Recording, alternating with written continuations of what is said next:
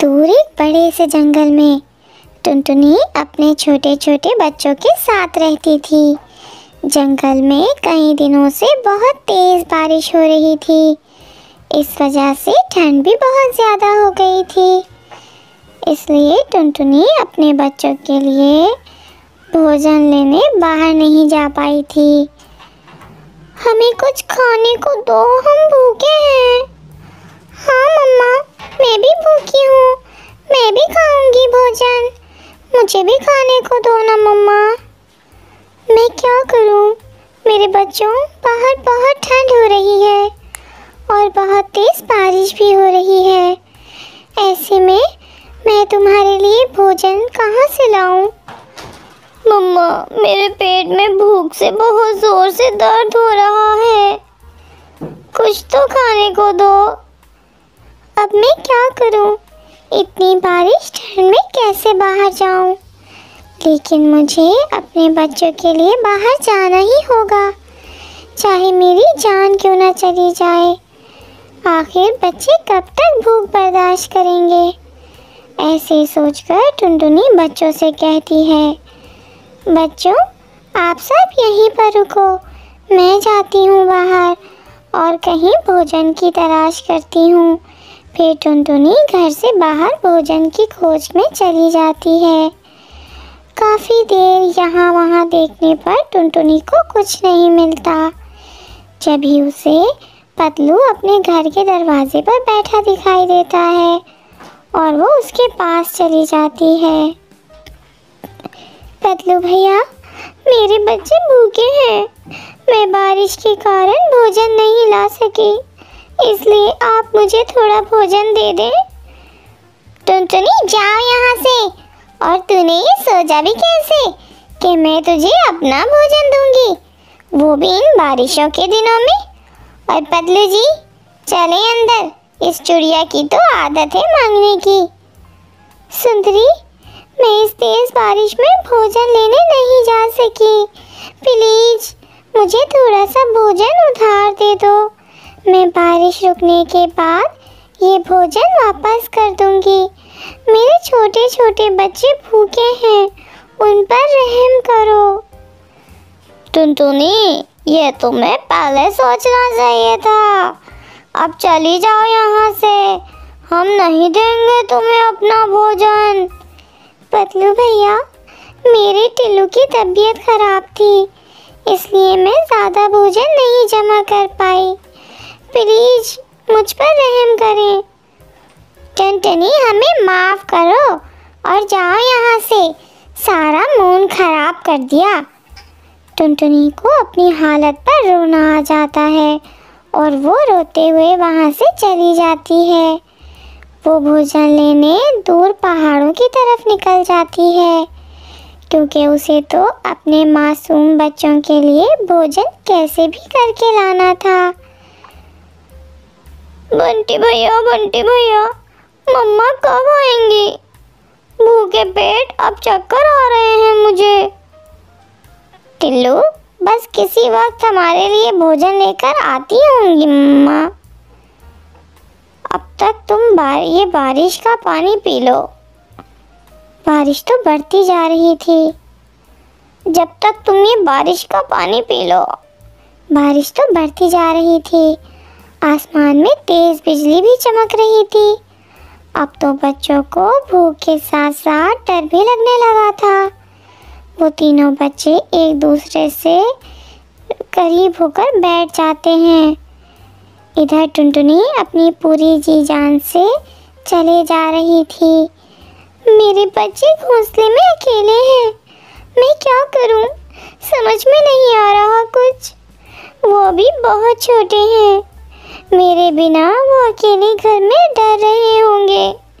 इस तरह से टुनटुनी भी बहुत दुखी थी। वो अपने बच्चों के लिए ही सोचे जा रही थी।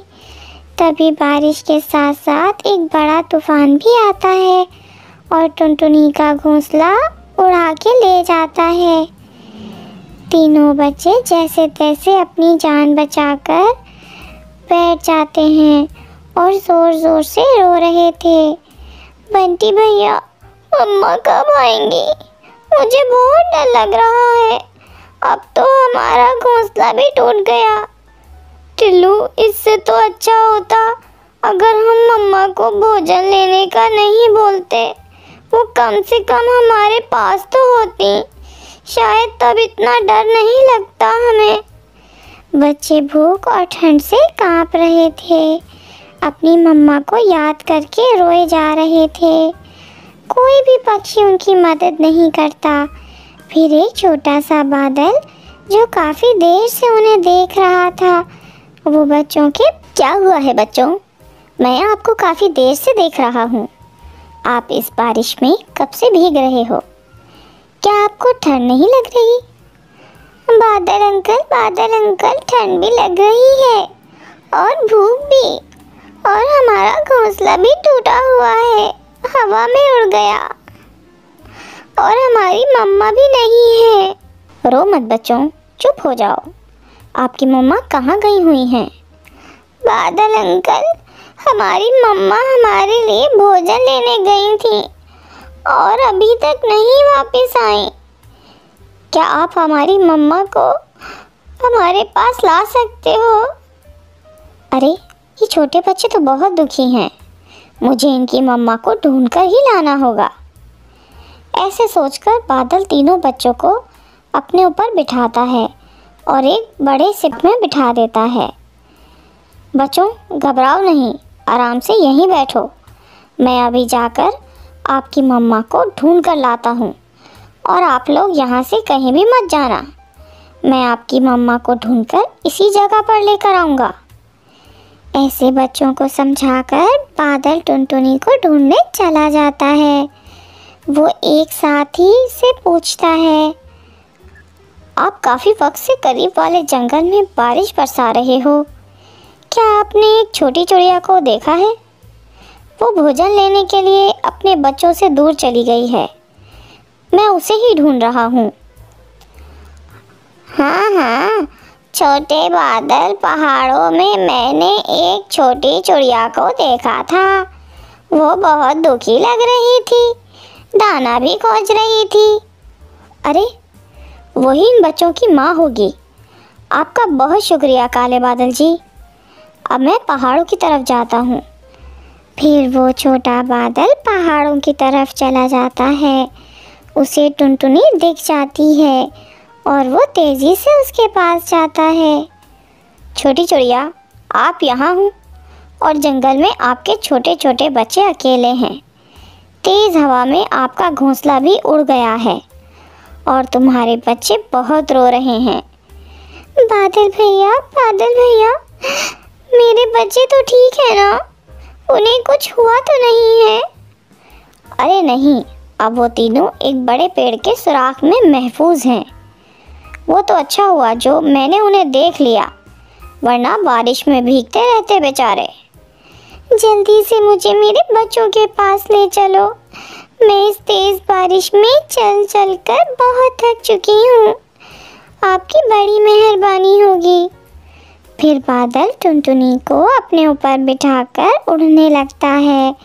रास्ते में बादल की नज़र बांसों के जंगल पर जाती है और वो टुनटुनी से कहता है, टुनटुनी चिड़िया, आपका घोंसला भी अब नहीं रहा, तो क्यों ना आप ये बांसों, चाहे कितनी भी तेज़ तूफान आंधी क्यों ना आए, बांसों का घर कभी नहीं टूटता, बहुत मजबूत बनता है बांसों का घर। हाँ बादल भैया, मुझे पता है, लेकिन मैं इतने सारे बांस यहाँ से कैसे ले जा पाऊँगी? हमारे जंगल तो बहुत दूर है। मैं बहुत वज़न उठा सकता हूँ अपने ऊपर, और इस वक्त तो मैं वैसे भी खाली हूँ, तो आप ये बांस मेरे ऊपर रख के ले चलें। फिर बादल टुनटुनी को बांसों के जंगल उतार देता है और टुनटुनी बादल के ऊपर ढेर सारे बांस रख देती है। बांस लेकर वो फिर से उड़ते हैं। बादल टुनटुनी को पेड़ के सुराख में ले आता है। मम्मा, आप हमें छोड़कर कहाँ चली गई थी? हमें आपके बिना बहुत डर लगा। अब कभी भी हमें अकेले छोड़कर कहीं मत जाना। हाँ मेरे बच्चों, अब मैं कभी भी तुम्हें अकेला छोड़कर नहीं जाऊंगी। फिर टुनटुनी अपने बच्चों को भोजन खिलाती है। बादल बच्चों को अपनी मम्मा के पास देखकर बहुत खुश था। सच में मुझे ऐसी खुशी पहले कभी नहीं मिली जो आज इन बच्चों को देखकर हो रही है।